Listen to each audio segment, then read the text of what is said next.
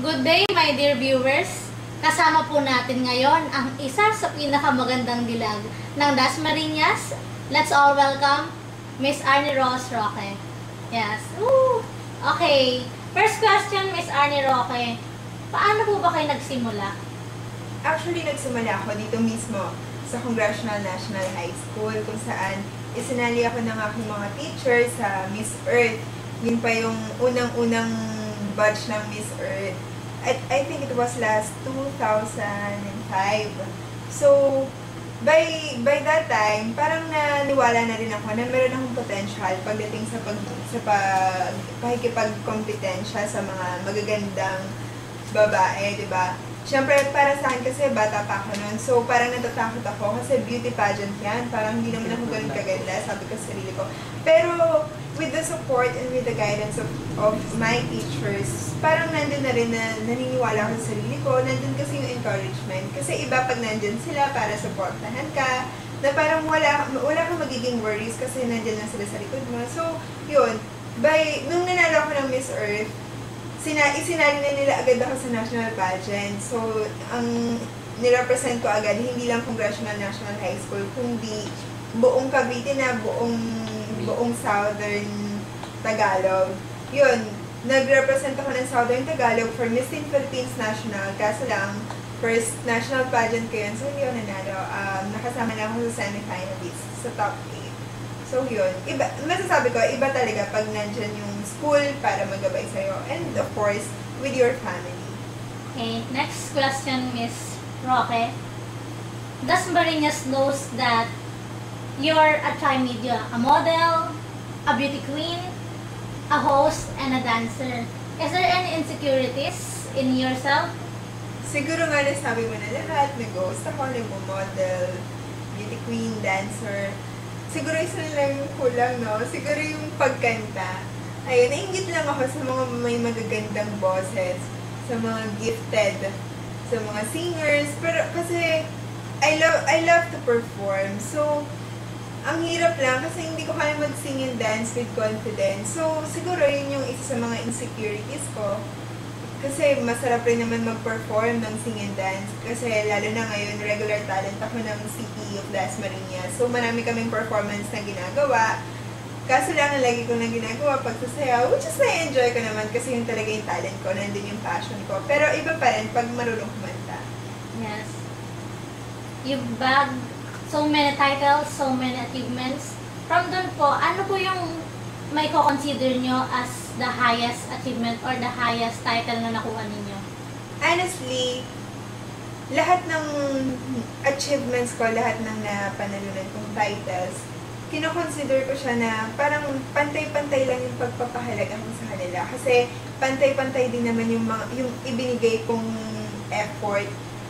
Binigay ko yung best ko. So, para sa akin, lahat yon super to the highest level ng achievement. Kasi syempre, I'm proud na naabot ko yun, pero hindi ko naman siya kino-consider, hindi ko naman siya pinagmamayabang. Pero, as an individual na dati lang nangangarap na maging beauty queen, na dating nagsimula sa Congressional National High School, na bata pa ako nun, pero ngayon, nakuha ko na yung mga titles na gusto ko from Binibining Dasmariñas, Miss Cavite Global, and even Lasal, yung kung saan ako nag-aaral ng college, na-represent ko rin siya for Binibining Pasaan.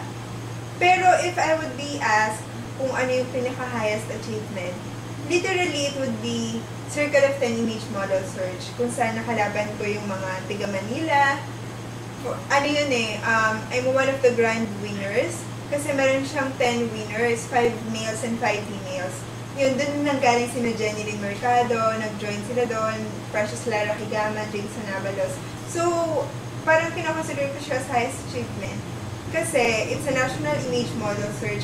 Tsaka, masasabi ko hindi rin biro yung pinagdaanan ko doon, na mag-commute ka every day for the rehearsals and workshops. Tapos, yun yung masarap na reward na mananalo ka, na hindi ko naman talaga ina-expect. Kasi parang doon, parang palakasan din eh. Well, honestly, hindi mo siya maalis sa mga competitions. Ayun, so, pero kung ako tatanungin, lahat naman sila kino-consider kong highest achievement. Pero kung papapiliin ako na isa, that would be Circle of 10 Image Model Search. Yes. Alam alam po natin na napakarami pong aspiring beauty queens. Ano pong piece of advice na bibigay niyo sa kanila? Pwede ka din mag-beauty queen. Lahat Yes. naman tayo, pwede. Pero kung nakikitaan mo ng potential yung sarili mo, kung meron mga nagsasabi, uy, sali ka naman sa binibining ganito, ganyan. Siguro, that's the time na magkaroon ka ng tiwala sa sarili mo. Improve your talents. Kung meron nag-encourage na sa'yo, itry mo, wala namang mawawala sa'yo eh. By that time na ma-experience mo na ang pag-beauty pageant, kung meron ka talagang potentials, well, mamahalin mo na rin siya, magiging passion mo na rin siya. And for me, just believe in yourself, believe in your talent, believe in your potentials, tsaka marami namang nandyan para magmahal sa'yo, para mag-suporta. So, mag-take advantage ka na sa mga yun. So, maniwala ka lang sa sarili mo, tsaka wag mo rin kakalimutan na hindi ka naman pabayaan ni Lord. Lagi ka lang magkaroon ng positive vibes. Basta kasama mo siya, okay naman lahat. Marami ring mga negative vibes tulad nung hindi mo naman niya kaya, pangit ka kaya, ganun. Hindi naman maayos yun. Pero kung meron ka ng tiwala sa sarili mo, walang makakapigil sa'yo. So, maabot mo yung dream mo. Yung goal mo. What a very nice answer. Pang beauty queen po talaga. Oo. Okay, for the last question po, Miss Roque. Kung napapansin po natin, parang nung nag-boost po ng talento si Lord, sinalo po lahat ng Dasmarineños at saka Dasmarineña. Ano po ba yung sa tingin nyo ay edge po natin? Kaya nalilinaw pa po natin yung talentong meron tayo. Yes, I agree. Talagang punong-puno ng talentadong Dasmarineños dito. Maybe because of the leadership of our Mayor Jenny Barzaga and Congressman P.D. Barzaga.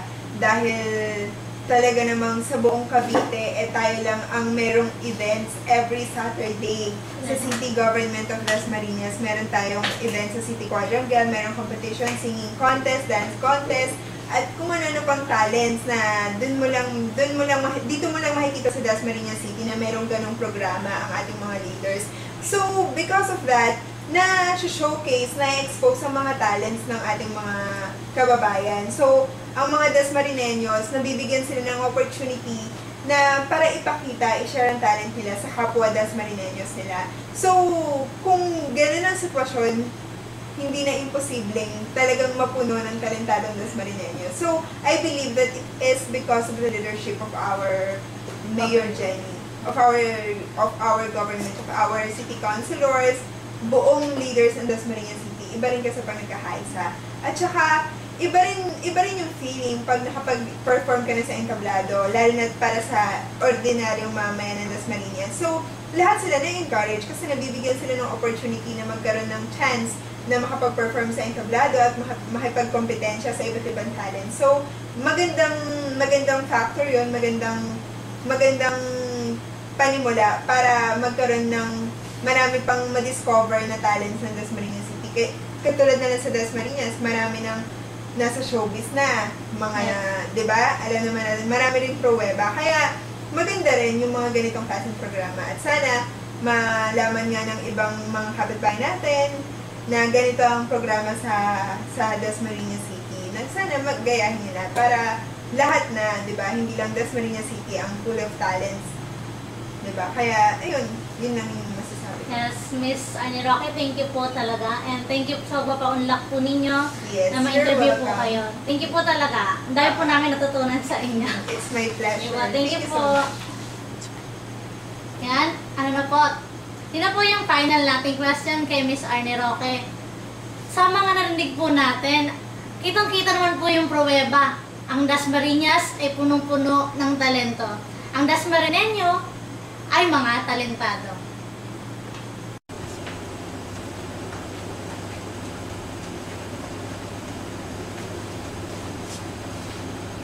I'm a proud Dasmarineño, certified talentado.